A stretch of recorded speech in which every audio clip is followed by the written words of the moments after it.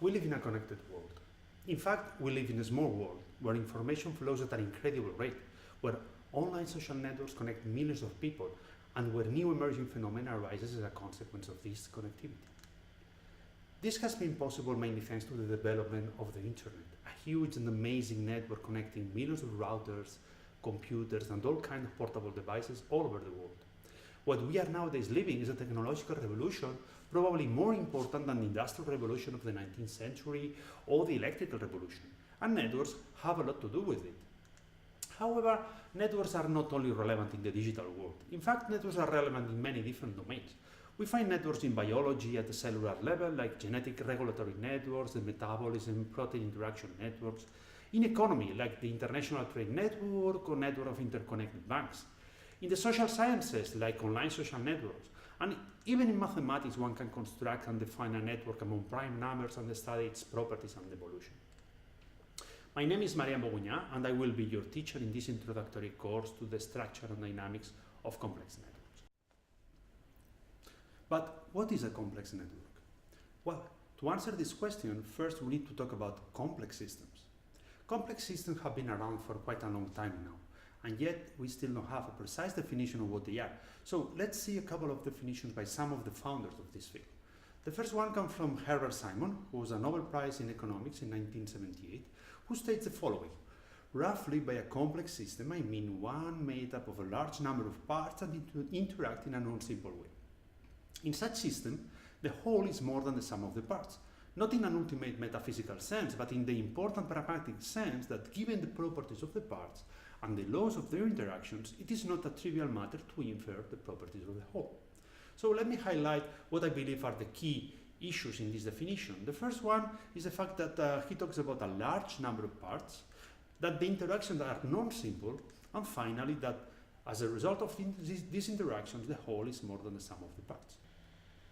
A second definition comes from another Nobel Prize, this time in physics, Philip Anderson, who wrote a very nice paper which is called More is Different, and in this paper is stated the following: the ability to reduce everything to simple fundamental laws does not imply the ability to start from those laws and reconstruct the universe. The behavior of large and complex aggregates of elementary particles, it turns out, is not to be understood in terms of a simple extrapolation of the properties of few particles. Instead, at each level of complexity, entirely new properties appear. And the understanding of these new behaviors requires research, which is, I think, is as fundamental in its nature as any other. So let me again highlight what I believe are the key aspects of this definition. The first one is that he talks about large and complex aggregates and that entirely new properties appears. From these two definitions, it is clear that a complex system is made up of a large number of units or elements. These elements interact in a non-linear way, and as a consequence, the system shows an emerging behavior. That is, a behavior that is not observed in the individual parts. This is the essence of a complex system. But just to make it very clear, let me show you what is not a complex system. Take a car, for instance. Okay? It is obvious that it is made of a large number of parts. These parts indeed interact, and as a consequence, the car performs an interesting function. You can drive the car. However, a car is not a complex system. The reason is that the function of the car is not an emerging property. Each single part has been designed specifically to perform a given particular task and interact with only a predefined set of other elements in the car. This means that the function of the car is simply the sum, but not more, of the function of its components.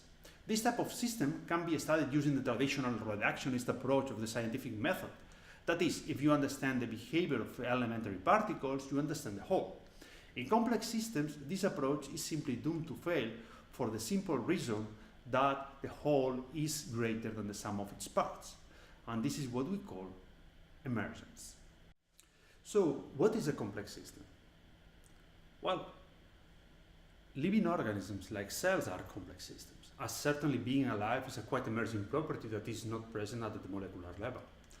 Now, take millions of such cells, neurons for instance, and you will get a brain, which is capable of developing consciousness, intelligence, properties that are clearly not present in single neurons, of course. By putting many people together, so many interacting brains, language emerges.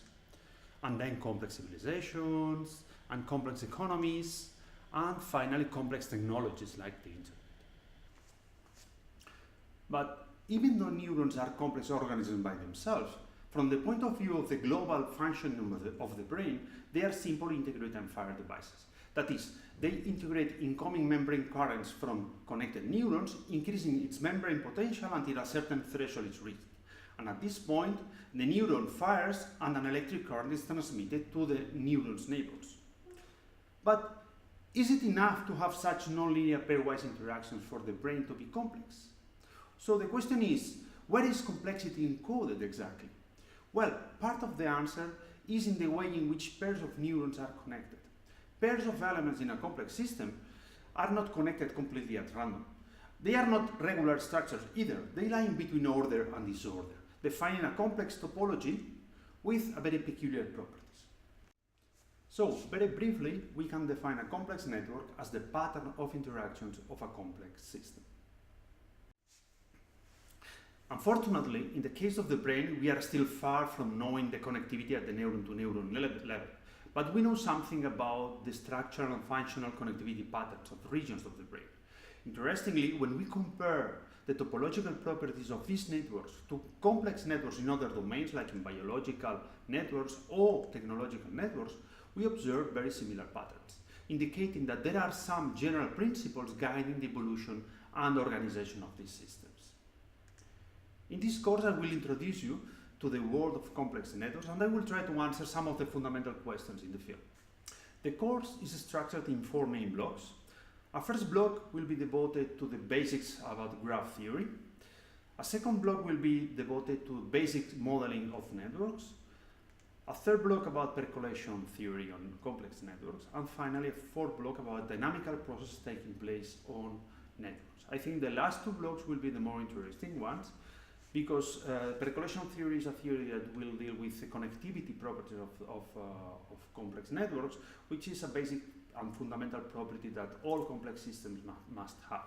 So in order to be complex, a system must be connected. Finally, the fourth block about dynamical processes on networks will be interesting, because we'll discuss about epidemic spreading processes, opinion dynamic processes like the Botter model, and finally routing in complex networks. Specifically, we will talk about grid routing. So I hope that you will enjoy the work, and welcome everybody.